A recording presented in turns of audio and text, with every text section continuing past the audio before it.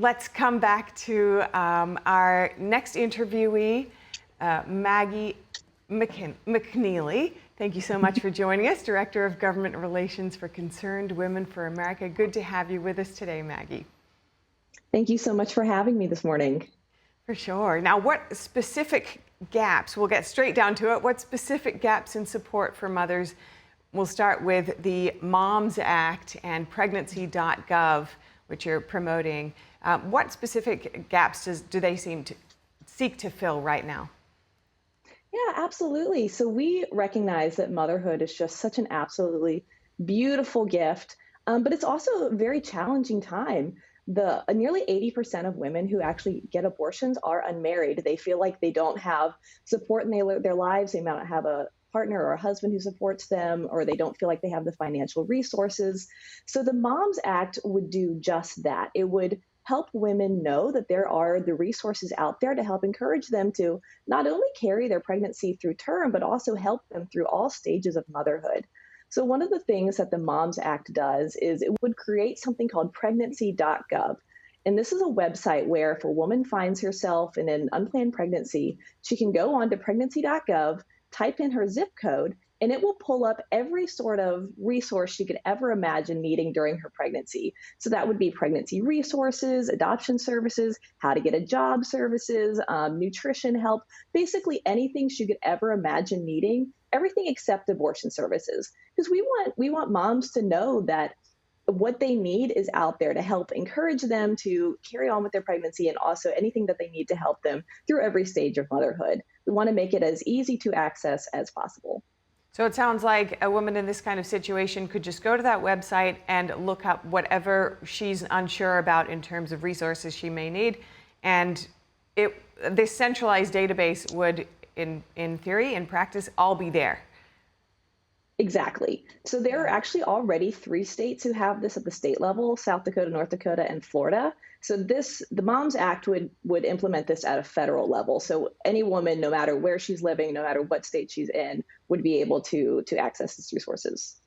All right, tell us more about the Pregnant Students' Rights Act and the challenges that student moms currently face. Yeah, absolutely. So student moms, they have a very difficult time because not only are they navigating pregnancy, but they're also trying to go to class full time. They may be working a part-time job. They're juggling all these different responsibilities. And so the Pregnant Students' Rights Act would help ensure that universities and colleges let these students know that there are resources available to them. They could move around their class schedule. There are on-campus resources. It's essentially just making sure that universities are telling pregnant students what is available to help them through their pregnancy. Because right now, a lot of colleges, they do have resources, but the students may not know about them. So this bill would just ensure that they're informed. Now, pregnancy centers often face legal and regulatory challenges. What does the Let Pregnancy Centers Serve Act seek to do here? Yeah, absolutely.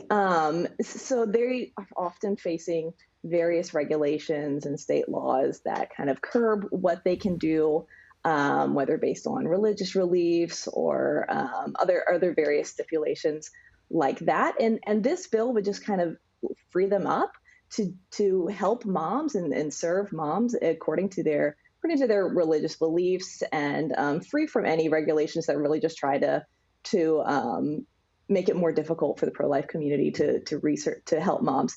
Pregnancy resource centers are entirely run by donations. They're nonprofits, and so we just want to make it as easy as possible for them to help the moms in the community.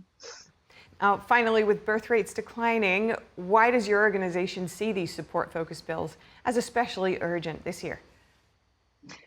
Right. Well, as you know, birth rates are just plummeting. And we think that Congress and the federal government should be pouring resources into helping moms to affirm life, encouraging them to carry on through their pregnancies and have these babies, and just help make our society more flourishing and encourage growing families, rather than pouring resources into abortion services and ending innocent life. It is for the benefit of the whole nation to encourage families and having children. And so we think that's what the government should be doing. And we do have just a little more time in the last 30 seconds. What kind of results do you expect to see here? We, we expect that these bills are a great way to say that Congress and the government and the pro-life community cares about moms. It's often said that we only care about babies in the womb. And while we do care about those innocent lives, we also care about women and moms. And these bills are all about just providing resources to help moms, to help women through a very beautiful but challenging season of their life. So that's what we expect that these bills will accomplish.